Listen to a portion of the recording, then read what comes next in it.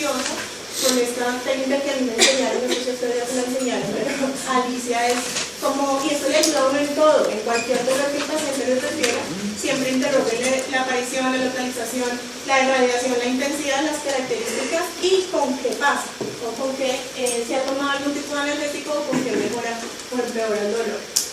La revisión por sistemas es muy importante para buscar signos asociados como signos irritativos urinarios, signos abdominales, cualquier causa que nos haga pensar en una lumbalgia secundaria o una enfermedad sistémica o un dolor referido.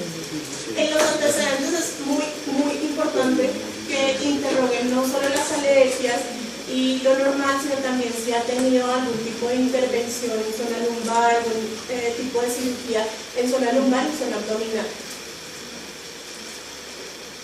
Las preguntas claves que ustedes se deben hacer después de haber terminado la anamnesis y que les aseguran que ya tengan el 90% del diagnóstico son estas.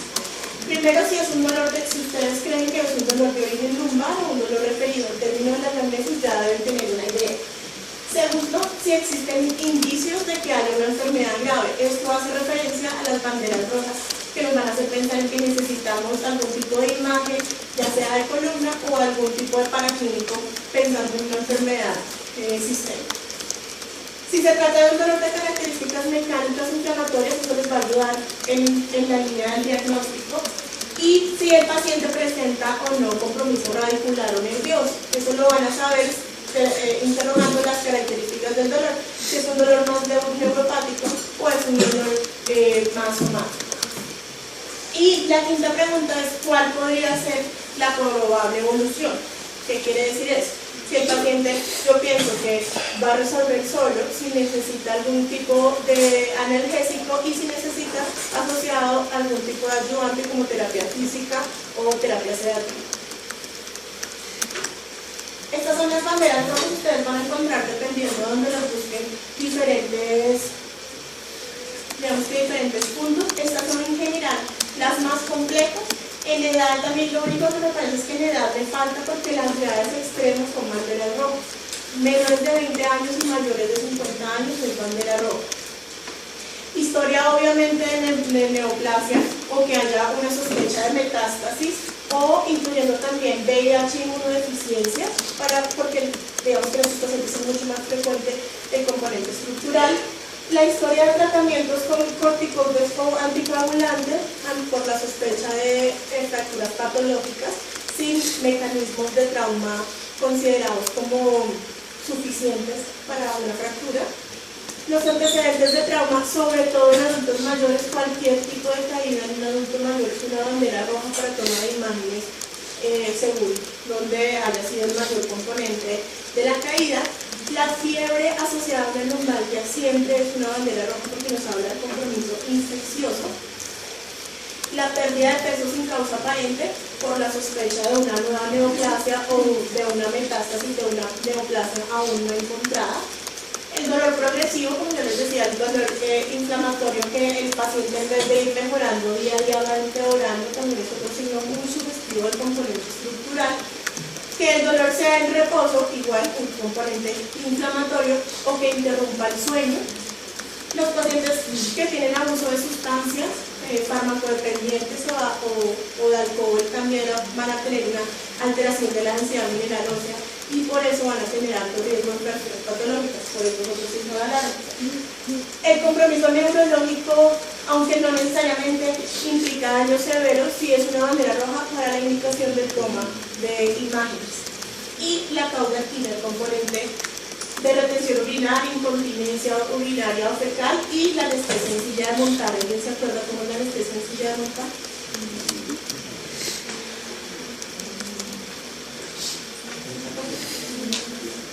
Sí, exactamente, que compromete región pélvica, periné, región interna de los muslos y la región inferior de los glúteos. O sea, es exactamente donde digamos que uno apoya en una silla de montar de caballo.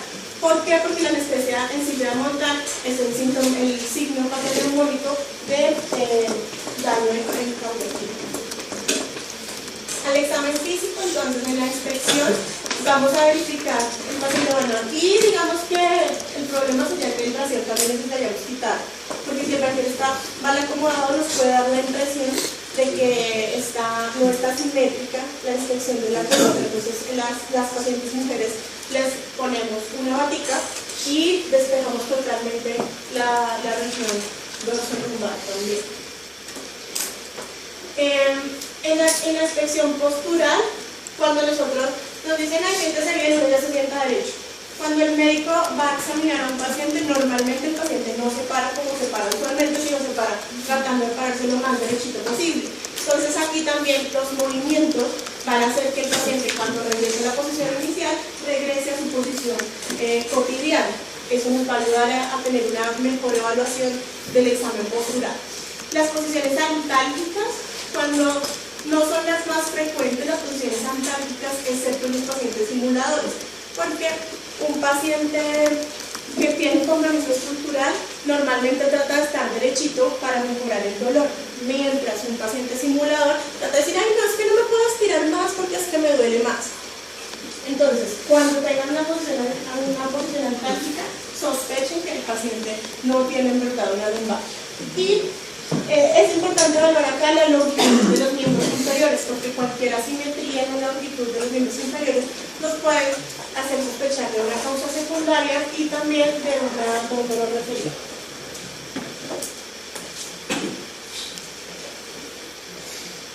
El examen físico, la primera parte siempre debe ser con el paciente de pie.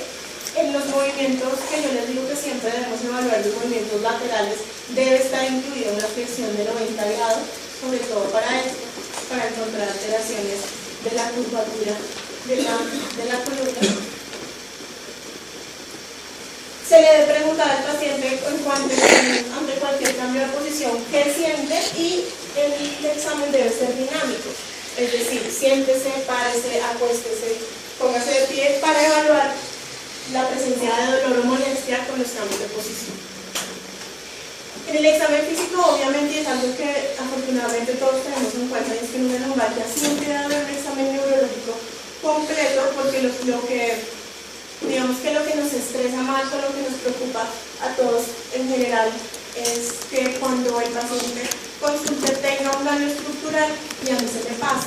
Eso es más grave aún que el paciente que tenga y se vaya con imágenes, no importa. Es preferible y no que un paciente que tenga un daño estructural se nos vaya sin imágenes. Quiere decir esto, que ante la duda, si ustedes definitivamente tenían el examen físico y dicen no, definitivamente no sé, mejor tomenle la imagen. La palpación, como les decía, palpación y percusión de todas las apófisis espinosas dorsolumbares y de los músculos paravertebrales para encontrar algún aumento de la tensión, algún tipo de espasmo que pueda estar causando el dolor. El examen siempre va de superficial a profundo, como nos lo han enseñado siempre desde semiología.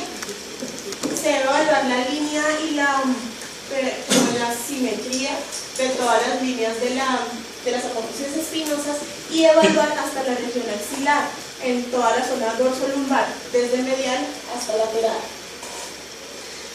El examen vertebral puede ser segmentario, quiere decir que primero evalúen la región dorsal, luego la lumbar y luego la sacra. Eso despista un poquito a los pacientes porque no se acuerdan qué dolor refirieron en la región dorsal examinando la zona lumbar. Eso hace que, como les digo, detectemos los posibles pacientes simulados. Bueno, esto es simplemente, como les decía, palpar con algo de presión, una presión leve y detectar algunos puntos gatillos de dolor, encontrando si el punto de dolor es óseo, digamos la posibilidad de tener una fractura, y si el dolor es muscular, pero el punto gatillo es más muscular, encontrar un tipo de espacio.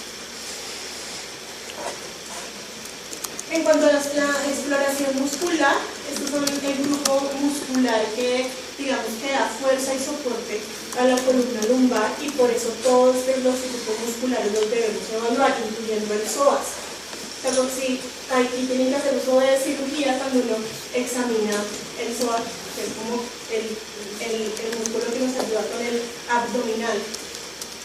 Cuádriceps isquiotibiales, glúteos abdominales y espinales estos son los 6 grupos musculares que dan soporte a la columna lumbar y por eso debemos examinarlos si se puede uno por uno y si no con maniobras generales que nos ayuden a determinar si hay un daño o no. Vamos a entrar un poquito en materia en el examen físico y en lo que digamos que más nos cuesta trabajo a los médicos generales, y es hacer las maniobras y acordarnos de qué estamos pensando en cada maniobra. La maniobra de Schober, ¿alguno la ha hecho alguna vez? La maniobra de Schober es una maniobra muy fácil que podemos hacer en consultorio y nos da muchos datos acerca de la flexibilidad, sobre todo de la columna lumbar. Pues como les digo, nos habla de movilidad y de grado de flexión de la columna únicamente lumbar, y por eso es una prueba tan valiosa en lumbalgia. La idea es que trazamos 2 líneas de referencia con un marcador. La primera la trazamos sobre las apófisis, trazamos una línea imaginaria sobre las líneas espinosas de los puntos ilíacos posteriores, que digamos que es a la misma altura o se continúa con las apófisis espinosas de S1. Para algunos pacientes, no sé si han visto los 2 huequitos de los puntos sacros, ese es el punto anatómico. Si el paciente no se le marca, hagan todo el ejercicio de la espina ilíaca posterior, las 2 espinas ilíacas, y trazan una línea con un marcador. No lo hagan imaginario porque es muy difícil después medir. Le piden al paciente que haga una flexión de 90 grados, o sea que se agache y trate de tocar las puntas de sus pies. Y, bueno, mentiras, lo primero que hace es en posición recta, miren la referencia anatómica, y con 1 metro de ahí para arriba 10 centímetros y marcan la segunda línea. Luego le piden al paciente que se agache y miden la distancia entre las 2 líneas. El punto de referencia normal es que esa distancia pase de ser 10 centímetros que ustedes midieron con su metro a 15 centímetros. Eso es lo normal, que aumente la flexibilidad de la zona lumbar, 5 centímetros. Si ese diámetro nuevo es menor a 15 centímetros, sospechamos que hay, sobre todo, este signo se describió inicialmente para espondilitis anquilosante, pero lo que digamos que el resultado no es que el paciente tiene espondilitis anquilosante, sino que tiene comprometida la flexibilidad de su columna lumbar. En extensión hay un Schober que lo encuentran en la literatura como Schober modificado, Schober extendido, y es que después de que el paciente hace flexión, lo ponen a hacer extensión posterior. Vuelven a medir y la medida normal de esa extensión se dice que es entre 8 y 9 centímetros, o sea, debe disminuir el espacio entre las 2 líneas tratadas entre 1 y 2 centímetros. Este es el Schober modificado.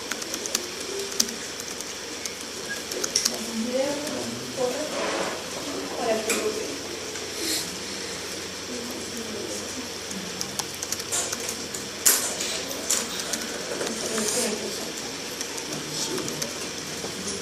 Entonces vamos a ubicar varios puntos anatómicos para poder realizar todo eso. Ubicaremos las referencias anatómicas más importantes. Primero las crestas ilíacas, y en esta extensión de toda la mano podemos encontrar las espinas ilíacas posteriores superiores, y allí en ese primer punto haremos una demarcación inicial. De esa misma manera, la cresta ilíaca, la espina ilíaca posterior superior, nueva demarcación. Trazaremos una línea tangencial a estos 2 elementos ya referenciados, y desde allí es nuestro punto de corte. De entonces vamos a medir 10 centímetros de este punto más tangencial. Esta distancia del punto más tangencial de las espinas ilíacas posteriores superiores a 10 centímetros es nuestra distancia S1. Luego solicitamos al paciente que haga una flexión total, y desde allí vamos a medir una nueva distancia, la cual será la distancia S2. La resta de estas distancias es la distancia del sobre el cual anotaremos para el registro de la clinimetría.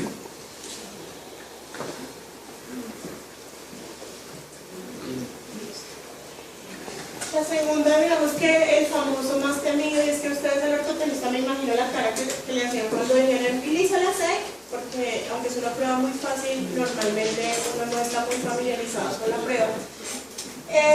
Se tiene en cuenta el paciente del cúbito supino, se le hace una elevación de la pierna totalmente estirada y la prueba de la SEC todavía sobre todo nos va a hacer pensar en compromiso del nervio ciático ipsilateral. Quiere decir que si la prueba es positiva derecha, indica compromiso ciático derecho. La prueba es positiva izquierda. El dolor del LASEK, digamos que sobre todo en compromiso en retracción de isquiotibiales, los pacientes también van a referir dolor. Lo importante del LASEK es la característica del dolor que el paciente refiere. Quiere decir que cuando ustedes eleven la extremidad y el paciente diga, me duele, lo primero que tienen que hacer es dónde le duele y cómo le duele. ¿Por qué? Porque el dolor debe ser radicular, o sea, debe ser tipo corrientazo y debe ser posterior. El paciente lo va a referir como un dolor desde el glúteo hasta la pierna como un corrientazo, para que sea positivo.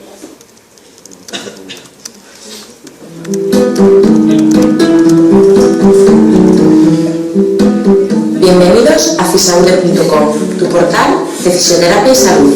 A continuación, realizaremos el test de la SEC o elevación de la pierna estirada. Esta maniobra busca valorar el estado del nervio ciático y su compromiso en diferentes niveles. Además, nos proporciona mucha información sobre otras estructuras, como veremos a continuación. Partiremos con el paciente en decúbito supino. Colocaremos la toma caudal en el calcáneo y en el tendón de Aquiles de la pierna que presenta la sintomatología. La otra mano se colocará en la rodilla para mantener siempre la extensión del miembro inferior. Elevaremos la pierna del paciente hacia la flexión de cadera, de forma que realizaremos una tracción sobre el nervio ciático. En todo momento, la rodilla debe permanecer en extensión. Seguiremos este movimiento hasta que aparezca el dolor radicular tipo calambre por la parte posterior de la pierna. En ausencia de patología, el ángulo formado por la pierna y la camilla será de unos 80 grados.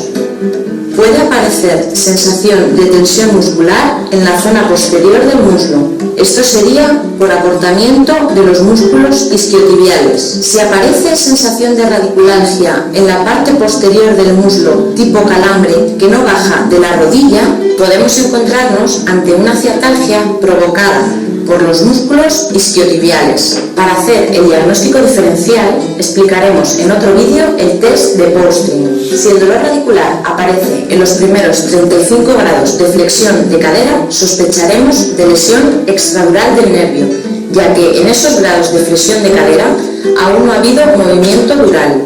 En este caso, el origen de la patología podría ser por una disfunción sacroiliaca o espasmo del músculo piramidal. Para realizar el diagnóstico diferencial, realizaremos en otro vídeo el signo de Bonnet. Si el dolor aparece por encima de los 70 grados localizado en la región lumbar, podríamos encontrarnos ante un problema articular lumbar. Si el dolor radicular aparece entre los 35 y los 70 grados, sospecharemos de lesión de las raíces nerviosas o del disco intervertebral. Si en este caso el test resultó positivo, realizaremos el test de Braga para verificar la existencia de una hernia discal. Entonces, como decía la españoleta, el solo es positivo si está entre los 35 y los 70 grados. El resto nos hace sospechar de compromiso muscular, tendinoso, pero solo es positivo si las características del dolor son de tipo radicular, de corrientazo desde posterior, desde zona lumbar hasta glúteo o desde el glúteo hasta rodilla y es de tipo corrientazo. De resto, nos hace, digamos que es igual, hay que tomar imagen si el LASEK es positivo, si el LASEK, si el paciente refiere dolor cuando se hace la maniobra del LASEK, tenemos que tomar imagen, pero no lo referimos en la historia clínica como un LASEK positivo. ¿Sí es claro ese pedacito? Solo es LASEK positivo si el tipo de dolor es irradiado y si el momento donde